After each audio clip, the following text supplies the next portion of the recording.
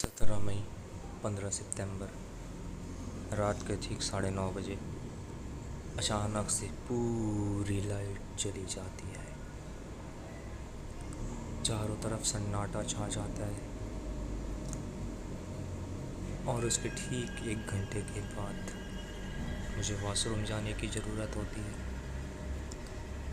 मैं जब वॉशरूम जाने के लिए गेट से निकलता हूँ, खूब जोर की हवा चलती है, इस कदर तेज कि जैसे कि पीछे से कोई फ़ैन ऑन कर दिया।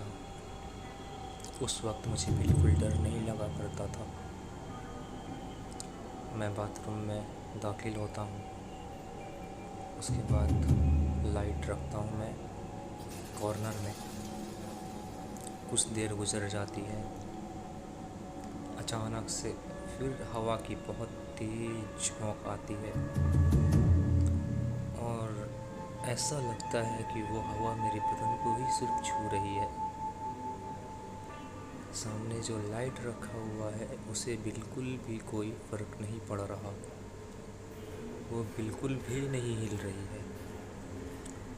फिर अचानक से मेरी मॉम इंटर करती है।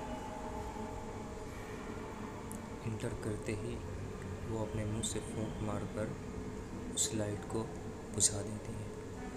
उसके बाद मेरी चीख निकल जाती है, बहुत ज़ोर की चीख, इतनी ज़ोर की चीख कि सुनकर सारे फर्स्ट फ्लोर के आदमी जाग जाते हैं।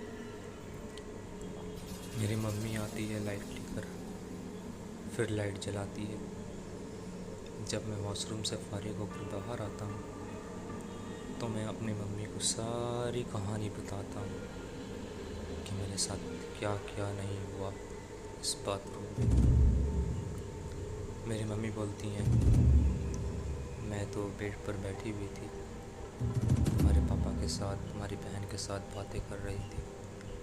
फिर पता नहीं वो औरत कौन थी जो मेरे शकल में आई और आकर लाइट बुझा कर चली गई। यकीन माने दोस्तों मेरी बात की, मैंने जब आवाज़ दिया मैंने अपनी मम्मी को, मेरी मम्मी की आवाज़ बेड पे से। मैं इसलिए यकीन से कह रहा हूँ क्योंकि हमारा बाथरूम कॉमन है और हमारे रूम के बगल में ही ठीक बाथरूम है। तो मैं जब आवाज़ लगाता हूँ तो मेरे घर पे जाती है, मेरे घर से कोई आवाज़ लगाता है तो बाथरूम में आती है। तो जिससे साफ समझ में आ रहा था कि मेरी मम्मी बेड पर बैठी हुई है। फिर कौन थी वो औरत जिसने लाइट बुझा दिया? उसके बाद से मेरे अंदर एक डर की सच्ची कहानी पैदा होती है।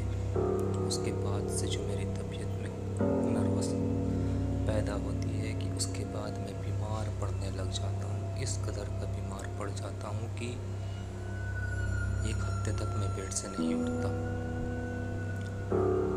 उसके बाद मेरी मम्मी जब किसी मौलवी साहब के पास जाती हैं पूछने के लिए कि मेरी बेटी के साथ ऐसा ऐसा हुआ,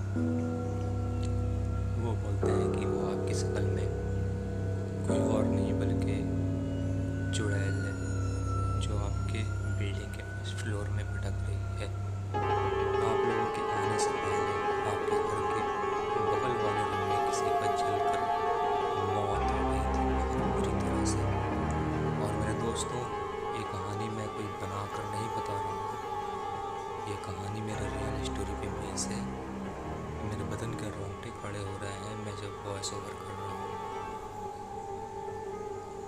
मेरे भाइयों और बहनों,